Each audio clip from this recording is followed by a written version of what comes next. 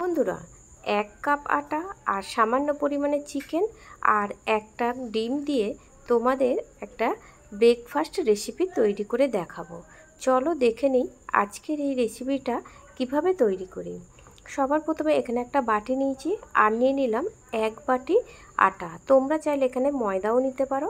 আর সামান্য পরিমাণে লবণ দিয়ে খুব ভালো করে আটার সাথে লবণটাকে মিশিয়ে নিতে হবে। মিশিয়ে নেওয়ার পরে এর মধ্যে আমি দিয়ে দিচ্ছি একটা ডিম।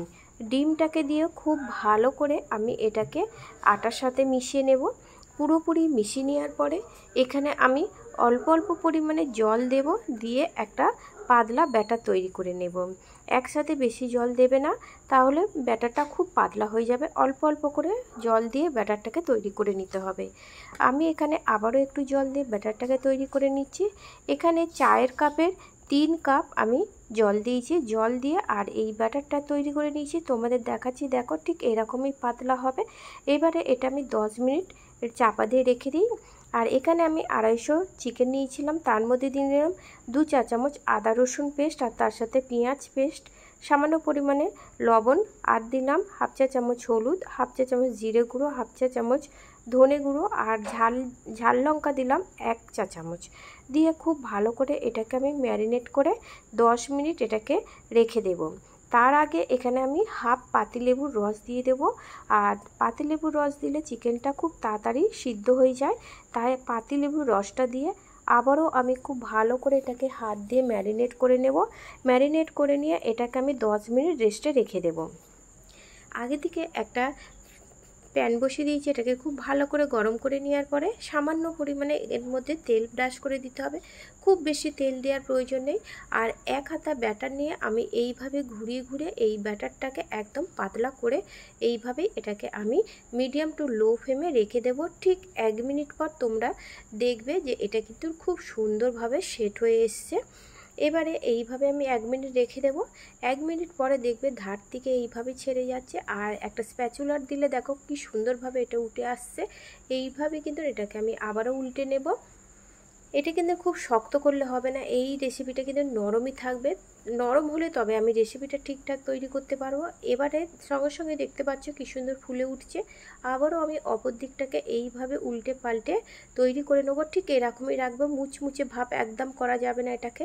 এবারে আমি এইভাবে তুলে নিচ্ছি, সব কটা তৈরি করে নেব।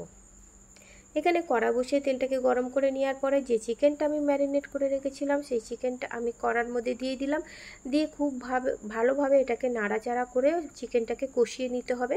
আমি এইভাবে কষিয়ে নিয়েছি। এবারে আমি কষিয়ে নেওয়ার পরে তোমাদের আবারও দেখাচ্ছি। ঠিক 10 মিনিট পর আমি তোমাদের দেখাচ্ছি, আবারও নাড়াচাড়া করে অনেকটাই শুকনো হয়ে গেছে। আবারও 10 মিনিট পর আমি তোমাদের দেখাচ্ছি। দেখো খুব সুন্দরভাবে এটা সেট হয়ে গেছে। তারপরে এর মধ্যে আমি 1 চা চামচ গরম মশলা দিলাম, দিয়ে নাড়াচাড়া করে নিলাম, এটাকে তুলে নিয়েছি। আর দিয়ে দিচ্ছি এবার যে রুটিগুলো আমি তৈরি করে রেখেছিলাম এখানে আমি রেখে দিলাম। আর চিকেনটা রুটির মাঝখানে আমি দিয়ে দেব। এইভাবে চিকেনটাকে রুটির মাঝখানে দিয়ে খুব ভালো করে সেট করে নিতে হবে চিকেনটা। এবার তোমরা একটু বেশি দিলে খেতে ভালো লাগে, আর এখানে আমি বেশি দিয়েছি, তোমাদের পছন্দ মতন দেবে। এখানে আমি বাটিতে একটু আটাকে জল দিয়ে গুলে নিয়েছিলাম, এটা আঠার কাজে লাগার জন্য। এইভাবে আমি চারদিক দিয়ে এটাকে আটাটাকে লাগিয়ে দিচ্ছি, মানে আটাটা লাগিয়ে দিচ্ছি যাতে খুব ভালোভাবে আমি যখন মুড়বো, এইভাবে যখন রুটিটাকে মুড়ে দেব, এটা কিন্তু আটকে ধরে রাখতে সাহায্য করবে। আবার আমি অপর দিকটা মুড়ে দিচ্ছি, আর এইভাবে হাত দিয়ে চেপে দিতে হবে, কোনো জায়গায় যেন না ফাঁকা না থাকে। একদম চেপে দিলে খুব ভালোভাবে এটা সেট হয়ে যাবে। এইভাবে আমি অপর দিকটাও চেপে দিচ্ছি, দিয়ে ঠিক এইভাবেই আমি সবকটা তৈরি করে নিয়েছি। আগের থেকে তেলটাকে খুব ভালো করে গরম করে নিয়েছি। গরম করে নেওয়ার পরে মিডিয়াম টু লো ফ্লেমে রেখে ঠিক যেদিকে আমি মুড়েছিলাম সেটাকে কিন্তু তেলের দিকে দিয়ে ভাজতে হবে। এইভাবে তেলের দিকে সবকটা দিয়ে দেবো। আগে তেলের দিকে দেবেন, তা নাহলে কিন্তু ছেড়ে যেতে পারে। ওই জন্য তেলের দিকটা, মানে মোড়ার দিকটা তেলের দিকে দিয়ে এইভাবে আমি ভেজে নেব। গ্যাসের ফ্লেমটাকে একদম মিডিয়াম টু লো ফ্লেমে রেখে ভাজবে, তাহলে কিন্তু এই ভাজাটা খুব সুন্দর হবে আর খেতেও খুব ভালো হবে। হাই ফ্লেমে দিয়ে একদম ভাজার চেষ্টা করবে না। এইভাবে আমি ভেজে নেব। 1 মিনিট রেখে দেব। 1 মিনিট পর আমি তোমাদের উল্টে দেখাচ্ছি, একটা চামচের সাহায্যে তুলে দেখাচ্ছি। দুটো চামচের সাহায্যে দেখো কতটা সুন্দরভাবে ভাজা হয়ে গেছে। এইভাবে হালকা আঁচে যদি তোমরা ভেজে নাও এই রেসিপিটা কিন্তু খেতে খুবই ভালো হয়। আবারও অপর দিকটা আমি একইভাবে ভেজে নিচ্ছি। আবারও 1 মিনিট পর তোমাদের আমি উল্টে দেখাচ্ছি। দেখো দুদিকে কিন্তু খুব সুন্দরভাবে ভাজা হয়ে গেছে।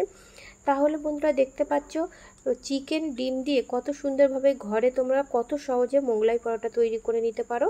এইভাবে আমি তৈরি করে নিয়েছি। এবারে আমি তেল ছেঁকে এগুলোকে তুলে নেব। তুলে নেওয়া হয়ে গেছে, এটা আমি একটা প্লেটে তুলে নিচ্ছি। তৈরি হয়ে গেছে আমার আজকের রেসিপি। আজকে আমি এগুলো এই প্লেটের মধ্যে তুলে নিচ্ছি। আমার রেসিপিটি যদি তোমাদের ভালো লেগে থাকে অবশ্যই লাইক করবে, আর বন্ধুরা কমেন্ট করে জানাবে আজকের এই রেসিপিটা তোমাদের কাছে কেমন লাগলো। আমার চ্যানেলে নতুন বন্ধু হয়ে থাকলে অবশ্যই বন্ধুরা চ্যানেলটিকে সাবস্ক্রাইব করবে। পাশে থাকার জন্য অনেক অনেক ধন্যবাদ। ভালো থাকবেন বন্ধুরা, সুস্থ থাকবেন। আর এইভাবে নিত্য নতুন রেসিপি পাওয়ার জন্য আবারও বললাম চ্যানেলটিকে তোমরা সাবস্ক্রাইব করবে।